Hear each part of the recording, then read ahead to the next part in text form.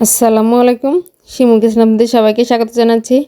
আবারও হাজির হলাম আপনাদের সাথে নতুন একটা ইফতার রেসিপি নিয়ে। আজকে আমি আপনাদের মাত্র এক টুকরো চিকেন দিয়ে ইফতারটি তৈরি করে দেখাবো। আর এক টুকরো চিকেনে আমার 13 পিস চিকেন চপ হয়েছিল।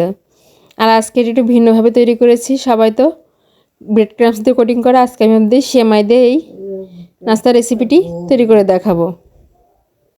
তো এর জন্য নিয়ে নিয়েছি এখানে আমি একটা বোনলেস চিকেন। এই চিকেনের পিসটাকে আমি একটু সিদ্ধ করার জন্য কেটে ছোট করে নেব। আপনারা যদি হাতে সময় থাকে তাহলে এভাবেও সিদ্ধ করতে পারেন, তবে যেহেতু আমার হাতের সময় কম এই জন্য এটাকে আমি কেটে একটু ছোট ছোট টুকরো করে নেব। আমি আবারও বলছি, আপনারা কিন্তু চাইলে এভাবে বড়োভাবেই সিদ্ধ করতে পারেন। আমি একটু কেটে কেটে ছোটো করে টুকরো করে নিয়েছি, এতে করে সিদ্ধ করতে আমার সময়টা কম লাগবে। এবার চুলায় একটা প্যান বসিয়ে দিয়েছি, এর মধ্যে আমি সেই টুকরো করা মুরগির মাংসটা দিয়ে দিচ্ছি। এবার দিয়ে দিচ্ছি 1/4 চা চামচ লবণ, আর দিয়ে দেবো 1/4 চা চামচ আদা রসুন বাটা, আর দিয়ে দিচ্ছি 1/4 চা চামচ জিরা এবং ধনিয়া বাটা। এখানে আপনারা চাইলে গুঁড়াটা ব্যবহার করতে পারেন, আমি বাটা মশলা ব্যবহার করেছি। আর দিয়ে দিচ্ছি 1 চিমটি পরিমাণ গরম মশলা গুঁড়ো।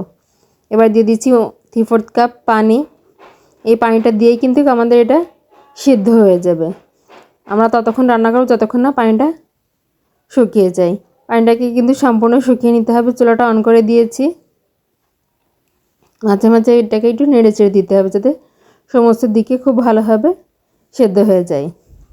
দেখুন আমাদের পানিটা কিন্তু একদম শুকিয়ে এসেছে। পানিটা আমি সম্পূর্ণ শুকিয়ে চিকেনটাকে নামিয়ে ঠান্ডা করে এটাকে ছাড়িয়ে নেব।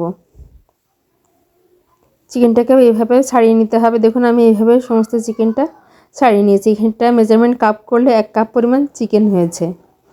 এবার চুলায় আমি 1/3 কাপ সয়াবিন তেল দিয়ে দিয়েছি। এর মধ্যে দিয়ে দিচ্ছি আমি 1 কাপ পেঁয়াজ কুচি। এই রান্নায় পেঁয়াজের পরিমাণটা একটু বেশি লাগবে।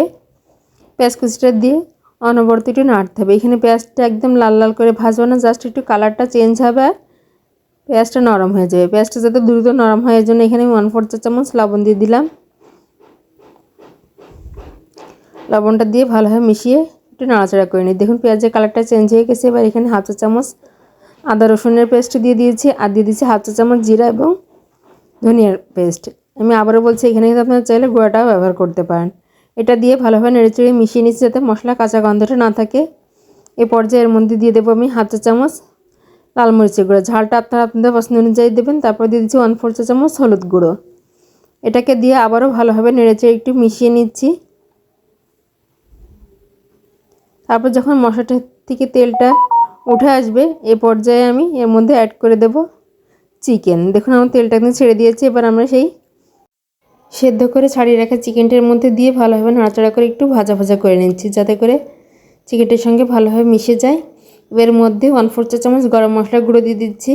গরম মশলা গুঁড়োটা দিয়ে ভালোভাবে নেড়ে চেড়ে মিশিয়ে দিচ্ছি, এতে করে এর মধ্যে খুব সুন্দর একটা ফ্লেভার আসবে। আর এটা আমার হোমমেড গরম মশলা। চিকেনটা যখন এর সঙ্গে একটু ভালোভাবে ভাজা হয়ে যাবে তখন এর মধ্যে দিয়ে দেবো আগে থেকে সিদ্ধ করে ম্যাশ করে রাখা একটা আলু। এখানে আমি একটা মাঝারি সাইজের আলু আগে থেকে সিদ্ধ করে তারপরে ম্যাশ করে রেখেছিলাম। সেই আলুটা এর সঙ্গে দিয়ে ভালোভাবে নেড়ে চেড়ে মিশিয়ে নিচ্ছি। আলুটা দিয়ে আমি খুব ভালোভাবে সুন্দর করে মিশিয়ে নিয়েছি। এই পর্যায়ের মধ্যে দিয়ে দেবো একটু লবণ। পর্যায়ে লবণটা টেস্ট করে এখানে আমি 1/4 চা চামচ লবণ দিয়ে দিলাম। তারপরে দিয়ে দিচ্ছি 2 টেবিল স্পুন ফ্রেশ ধনেপাতা কুচি।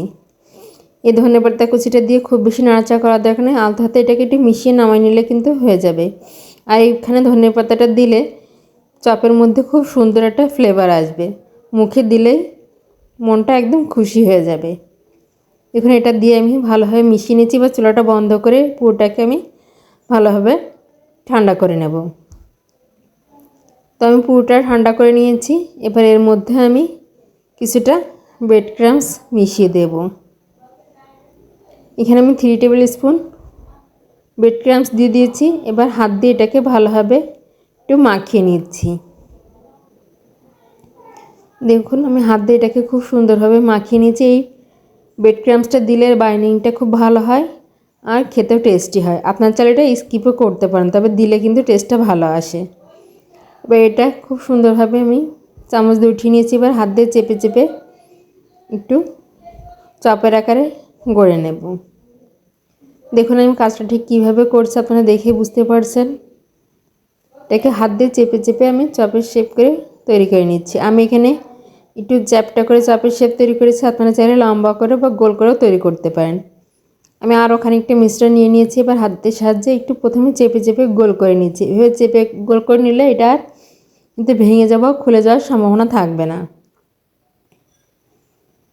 তারপর এটাকে এভাবে আমি করে নিয়েছি।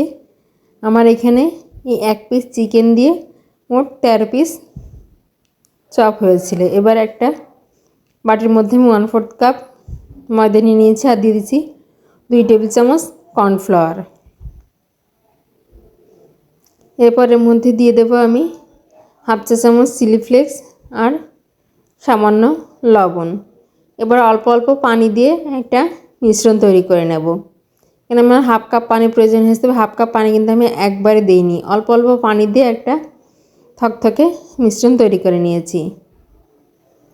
এই পর্যায়ে চাইলে এর মধ্যে আপনারা সাদা তিলও অ্যাড করতে পারেন। দেখুন মিশ্রণটা এমন ঘন হবে।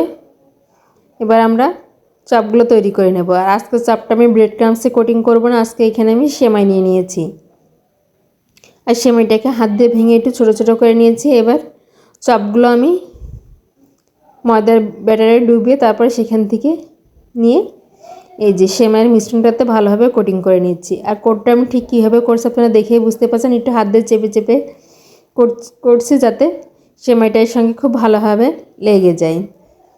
আর আপনারা এই পর্যায়ে এইভাবে নাস্তা তৈরি করে কিন্তু সংরক্ষণও করতে পারেন। আমি আরও একটা তৈরি করে দেখিয়ে দিচ্ছি আপনাদের।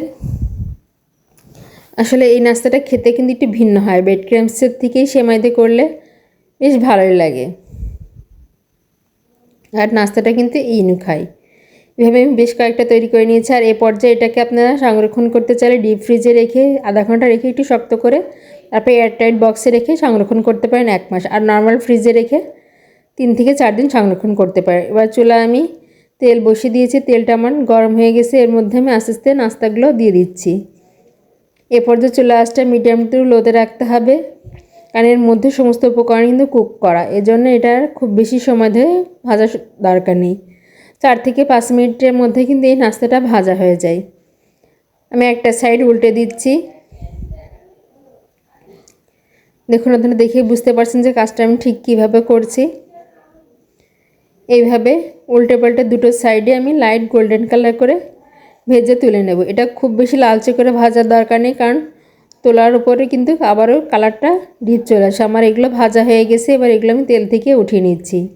তো দেখতে বুঝতে পারছেন যে নাস্তার রেসিপিটা কতটা ইউনিক আর সুন্দর। আশা করছি এটা সবার খুব ভালো লাগবে। আর ভালো লাগলে প্লিজ আমার চ্যানেলটি লাইক, শেয়ার এবং সাবস্ক্রাইব করবেন। আর যারা এই ভিডিওটা আমার ফেসবুক পেজ থেকে দেখছেন, প্লিজ আমার পেজটি লাইক এবং ফলো দিয়ে আমার পাশে থাকবেন। ধন্যবাদ।